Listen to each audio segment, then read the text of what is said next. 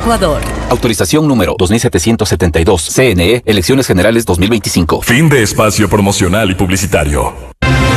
Usted escucha la revista de opinión Democracia.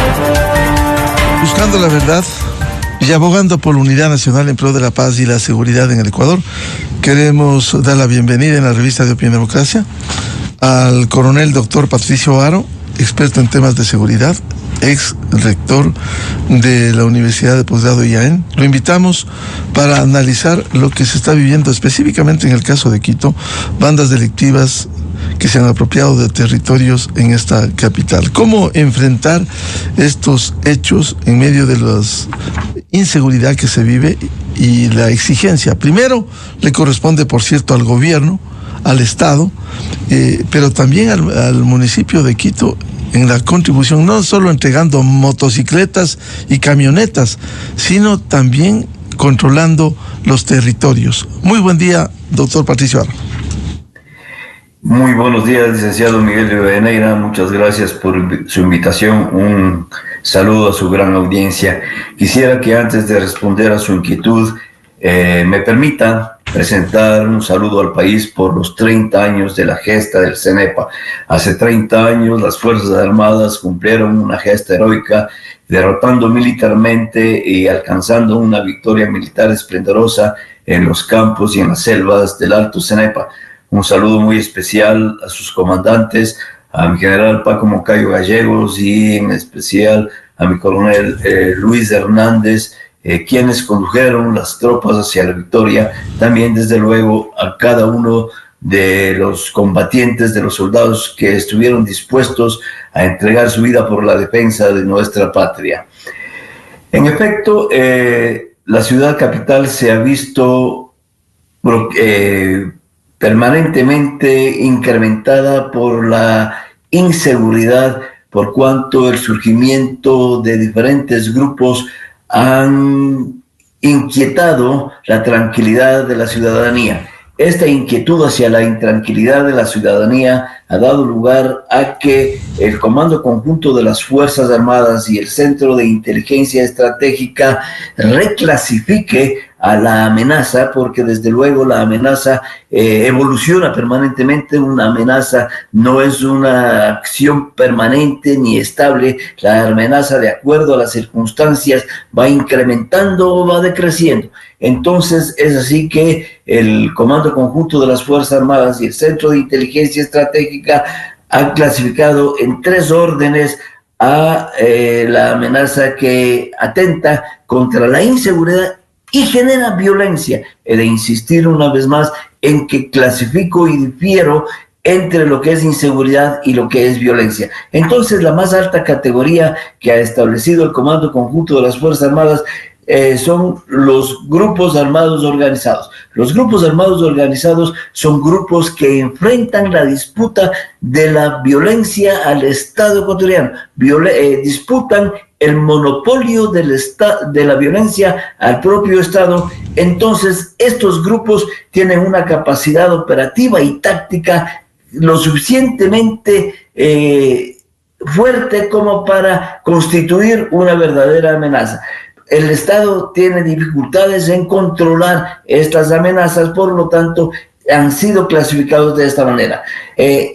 Los grupos armados organizados también tienen un soporte logístico, operativo y táctico, con lo que les permite enfrentar de igual a igual, siendo una amenaza asimétrica a las fuerzas del Estado. Después siguen los grupos de delincuencia organizada, que son los que inicialmente fueron constituidos una amenaza, y también los grupos de delincuencia organizada transnacional. Sin embargo, en Quito también hemos visto los quiteños, hemos visto los habitantes de nuestra capital, que existen una serie de actos cometidos por habitantes de la calle y que son aquellos que establecen o realizan la delincuencia común, el arranche, el robo, el bujiazo, es decir, es esa amenaza común que, lejos de ser de la misma categoría de las amenazas anteriores, constituye un ambiente o genera un ambiente de inseguridad y de intranquilidad a los ciudadanos, pero ese, más que ser un problema de inseguridad, es un problema de salud pública. Nosotros vemos en los barrios del sur, especialmente en los sectores de La Colmena, en los sectores de los túneles, por ejemplo, que existen personas que son habitantes de la calle y que por necesidades como comer o atender sus necesidades de alcoholismo o de drogas, cometen este tipo de delincuencia organizada. Y esa es una de la categorización de las organizaciones delictivas que están presentes en la capital. Sin embargo, quiero decir que la capital de los ecuatorianos también es lo que se conoce en la defensa como un punto de decisión inmediata. Este punto de decisión inmediata quiere decir que se constituye en un blanco para las fuerzas en disputa. Y hoy Quito, sin estar en la ruta del narcotráfico, es un objetivo para los grupos delincuenciales que generan violencia, especialmente para los grupos que están desarrollando actividades de microtráfico con la finalidad de convertir la cocaína que reciben como pago del apoyo logístico que dan a los carteles en recursos económicos o en dinero en efectivo. Doctor Aro, en ese sentido, ¿cómo articularse, en el caso de Quito, entre el gobierno nacional, la Policía Nacional y el municipio de Quito, no solo entregando logística, entregando motos, camionetas, sino articulando una política que permita la penetración y el control de determinados territorios en donde han penetrado las organizaciones delincuenciales? El COTAD, el Código Orgánico de Organización Territorial, Autonomía y Descentralización, responsabiliza a los gobiernos autónomos descentralizados una coordinación para efectos de seguridad. Esta coordinación no solamente debe ser para efectos de tránsito y para efectos de control de cumplimiento de ordenanzas municipales. Esta debe ir más allá y los 1.500 agentes o guardias metropolitanos que tiene el municipio de Quito deberían cumplir también actividades de seguridad y no solamente de control de cumplimiento de las disposiciones municipales. Y también los 1.200 agentes que regulan el tránsito en la ciudad deben realizar coordinaciones necesarias para poder, en esas coordinaciones, actuar en contra de la inseguridad y de la violencia. Definitivamente son un soporte para el control de la inseguridad. Sin embargo, no están siendo organizados porque creen que, y se supone que la gran responsabilidad del Estado central es la seguridad para todos los ecuatorianos, pero los gobiernos autónomos descentralizados no están haciendo el esfuerzo suficiente como para asumir esa responsabilidad que les entrega el Código Orgánico de Organización Territorial. El COTAD claramente realiza esta designación y en el caso de Quito es el Estatuto Autonómico de Quito, que todavía no tiene una vigencia y está aprobado en toda su capacidad. Es decir, el Estatuto Autonómico de Quito debe regular también la creación de una fuerza de tal manera que aporte y sustancialmente garantice la seguridad de los quiteños. Entonces, de esta manera, es responsabilidad de los gobiernos autónomos descentralizados la seguridad de sus ciudadanos. Se confunde con seguridad y defensa. La defensa, desde luego, es una responsabilidad del Estado central, pero la seguridad de los ciudadanos, de las propiedades en cada uno de los territorios, es una atribución asignada por el COTAD a cada uno de los gobiernos autónomos descentralizados. Se habla de coordinación, pero esa coordinación también habla de organización y de planificación. Entonces, en ese esquema tienen la suficiente capacidad para los gobiernos autónomos descentralizados, inclusive en un momento determinado, establecer fuerzas que tengan capacidad operativa, táctica, con el armamento suficiente para enfrentar a las organizaciones delictivas que amenazan la seguridad de los ciudadanos en la capital de la República, especialmente, que es el tema que hoy estamos tratando. ¿Y qué hacer en determinados barrios como el Comité del Pueblo, para citar, en donde ha habido una penetración y ha resultado difícil? Porque se hacen operativos, se combina con Fuerzas Armadas, pero luego vuelven a tomarse y a mandar en esos sectores de la capital. La ciudadanía tiene una gran responsabilidad y la ciudadanía se convierte en fuentes de información. Es decir, los ciudadanos somos una fuente de inteligencia que proporciona a las fuerzas del orden, en este caso a la policía, a las Fuerzas Armadas, y debería entregar también a las guardias metropolitanas en la capital de la República la información suficiente con los datos precisos para que estas organizaciones que actúan en diferentes barrios, como usted lo ha indicado, en diferentes sectores de la capital, puedan ser reprimidos en la medida de que son controlados, son detenidos, son a través de los estados de excepción. Y esto es importante también, además de haber sido una declaración de la guerra interna en nuestro territorio, Quito es parte de los estados de excepción, o ese territorio que está comprendido en los estados donde rigen los estados de excepción. Pero el estado de excepción por sí mismo, per se, no es que soluciona los problemas. El estado de excepción es el que contribuye con las operaciones militares.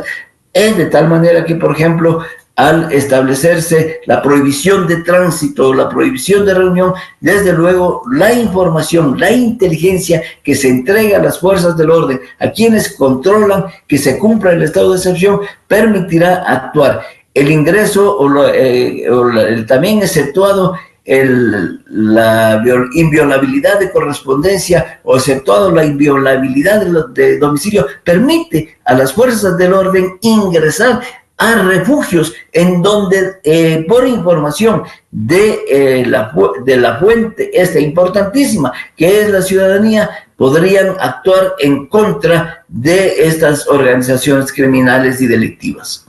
¿Debieran hacerse operativos combinados, conjuntos, para ir recuperando los controles en determinadas zonas de la capital?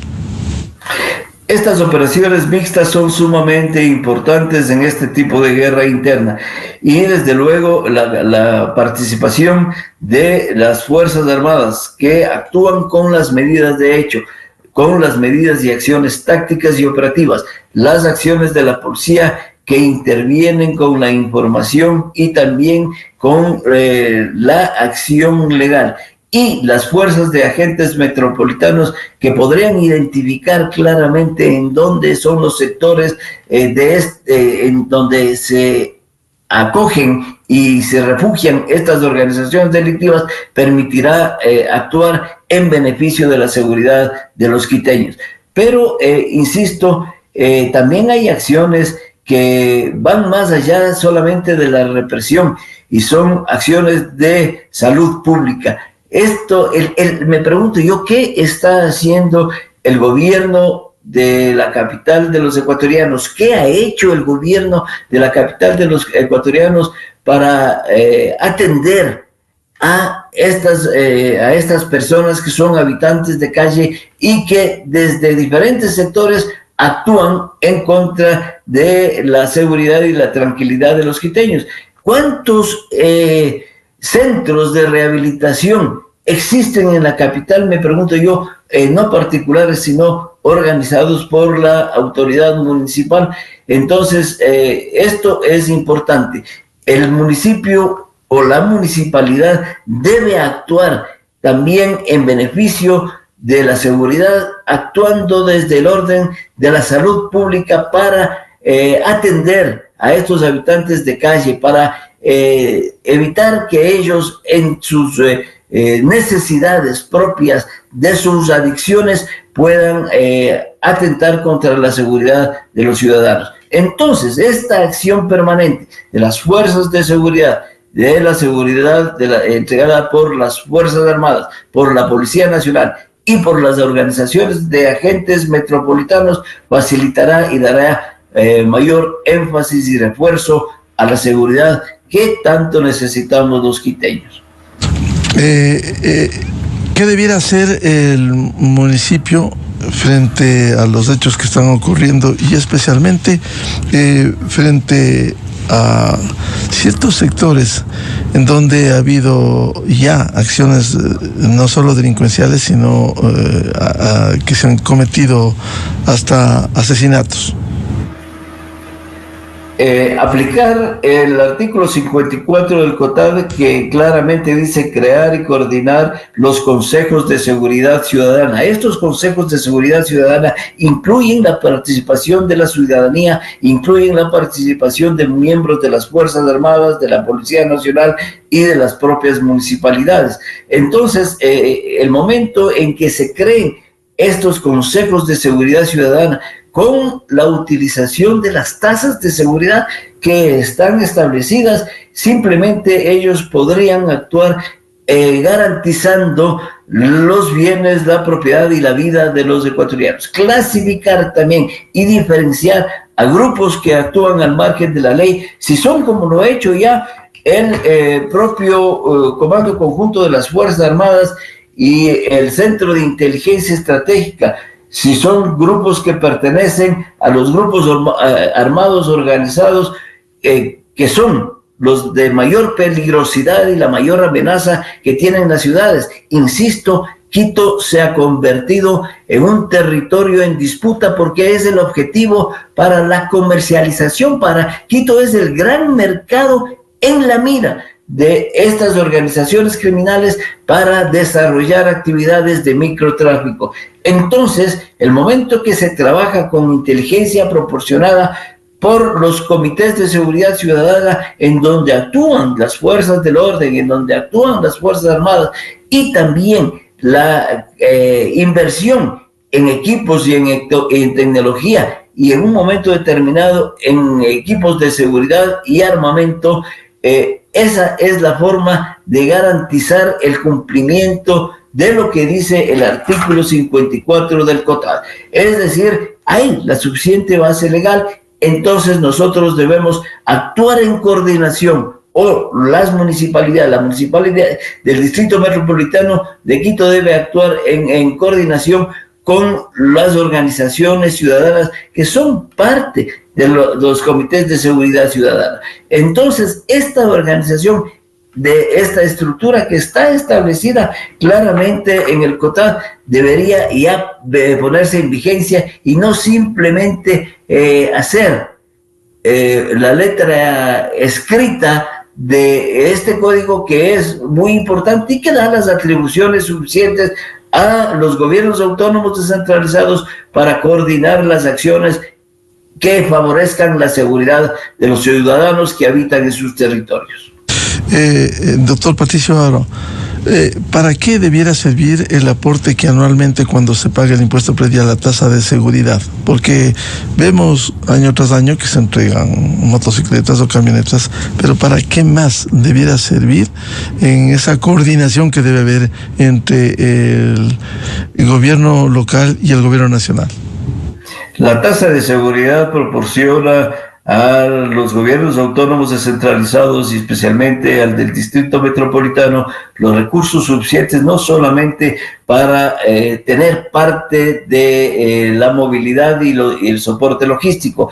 Ese aporte debería servir para la organización, para el entrenamiento y el equipamiento de las guardias metropolitanas y de los agentes de tránsito. Debería comprarse tecnología que proporcione información, que proporcione capacidades y que proporcione también inclusive seguridad como armamento. Es decir, este vínculo va a decir, ¿por qué tiene que armarse? Sería una fuerza paralela, una fuerza paramilitar. Y en efecto, las guardias metropolitanas, las guardias municipales, los agentes de tránsito deberían ser considerados como fuerzas paramilitares el momento en que ellos asumen a través de la ley de porte y tenencia de armas y explosivos y municiones, deben tener y conducir los trámites suficientes para tener las autorizaciones entregadas por el Comando Conjunto y el Ministerio de la Defensa para el porte y tenencia de armas. Esto es importante. Entonces, ¿cómo pueden enfrentar las guardias metropolitanas o las guardias municipales a organizaciones delincuenciales que actúan realmente con un armamento sofisticado y de mucha peligrosidad, con pito y tolete? Entonces, de manera alguna, esta tasa de seguridad debe estar orientada, insisto, en la capacitación, en el entrenamiento, en el equipamiento, que no solamente incluye vehículos y motocicletas, sino equipamientos en el pago para obtener o la obtención de inteligencia y de información. Y desde luego ya debemos pensar en la adquisición de armamento, que no será el armamento militar, pero armamento que pueda por lo menos disuadir a las organizaciones delictivas, y también los trámites para la obtención de permisos por parte de las autoridades competentes. Entonces, una fuerza estructurada dentro de las capacidades que establece el COTAD para cada uno de los gobiernos autónomos descentralizados es una alternativa en la que debe invertirse la tasa de seguridad. Y no solamente esta tasa de seguridad para garantizar el equipamiento del Cuerpo de Bomberos. El Cuerpo de Bomberos de el Distrito Metropolitano de Quito tiene una extraordinaria capacidad profesional, y vivimos nosotros, lo vimos claramente cuando los incendios forestales se dieron en el verano. El Instituto de Altos de Estudios Nacionales, en la ceremonia en la que yo entregaba esta universidad al nuevo rector, rendimos un homenaje al Cuerpo de Bomberos del Distrito Metropolitano, porque realmente enfrentó una amenaza, enfrentó a una guerra, la guerra por incendios. Eso está claramente establecido en el capítulo 12 del arte de la guerra de Sun Tzu, la guerra por el fuego. Entonces, esa capacidad de la tasa de seguridad debe ampliarse, no solamente para la extraordinaria capacidad operativa del Cuerpo de Bomberos del Distrito Metropolitano de Quito, sino también hacia los guardias metropolitanos, que deben tener una orientación hacia la seguridad ciudadana, y ya no solamente para el cumplimiento de las ordenanzas municipales. ¿Eso implica una capacitación, una coordinación con el gobierno central? Desde luego, Miguel, implica una coordinación con el gobierno central, y esa coordinación también está establecida. Debe ser coordinada con la acción de las Fuerzas Armadas y la Policía Nacional. ¿Quiénes son los que deben dar el entrenamiento? Entonces, se busca de alguna manera que en medio se dé una capacitación a las guardias metropolitanas o municipales con personal de asesores o consultores en seguridad, pero en realidad quienes deberían capacitar y quienes deberían formar los cuerpos de seguridad metropolitana, es decir, ya no serían cuerpos solamente metropolitanos, sino cuerpos de seguridad metropolitana, deberían ser las Fuerzas Armadas y la Policía Nacional. Debería invertirse en recursos de la capacitación y, repito nuevamente, en el equipamiento y en el armamento fundamental. Debemos entonces orientar el esfuerzo del municipio de la capital hacia la estructura, la reestructuración de estos cuerpos de seguridad, que son importantes. Desde luego, su presencia a veces es disuasiva, pero a veces también no merecen el respeto de la propia ciudadanía, porque no tienen la suficiente capacidad, no tienen la suficiente fuerza y la suficiente estructura para convertirse en fuerzas disuasivas y en un momento determinado en fuerzas represivas.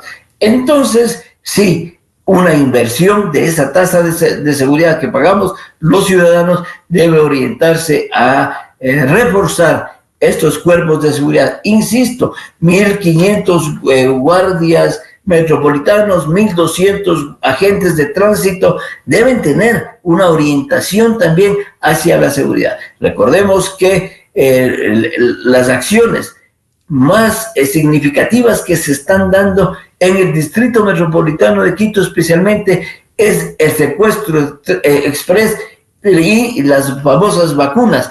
Estas acciones delictivas no son cometidas por los choneros ni los lobos, son organizaciones delictivas que se toman el nombre de los choneros o de los lobos o de otras organizaciones narcodelictivas con la finalidad de amedrentar y de obtener más rápidamente los recursos que están pidiendo a través de la extorsión o del secuestro. Entonces, esto, a través de la inteligencia proporcionada por la ciudadanía y por diferentes medios, o a través de la acción de las guardias metropolitanas, de agentes metropolitanos o agentes de tránsito, van a disminuir, desde luego que van a hacerlo. Bien, muchas gracias al coronel doctor Patricio Haro, experto en temas de seguridad, para hablar sobre la situación delictiva en la capital de todos los ecuatorianos, en el Distrito Metropolitano de Quito. Coronel Haro, muy amable por atender a la revista de Opinión Democracia. A las órdenes siempre, Miguel. Muchas gracias a usted por su invitación. Muy amable, 7:11 minutos en el territorio continental ecuatoriano. Vamos a una pausa y ya volvemos. Tenemos previsto analizar los grandes desafíos que hay en la Corte Constitucional, también en el Tribunal Contencioso Electoral. Se ha convocado esta tarde urgentemente a una reunión extraordinaria para tratar sobre el tema recusación. Recién van a tratar el tema de recusación, mientras la Corte Constitucional les ha dado 24 horas a los al Consejo de Participación para que entregue toda la información de las barbaridades que cometieron la semana anterior. El Consejo quiere rectificar después de haber hecho lo que hizo el miércoles pasado. Ya volvemos, previsto diálogo con el constitucionalista doctor Ismael Quintana y el doctor Santiago Begdash, quien denunciara en el Tribunal Contencioso Electoral y ahora, la semana anterior, en la Corte Constitucional, para que responda por este caso. Desde 1984 con Gonzalo Rosero. La revista de Opinión Democracia. Siempre líderes, siempre confiables. Enseguida regresa Miguel Rivadeneira.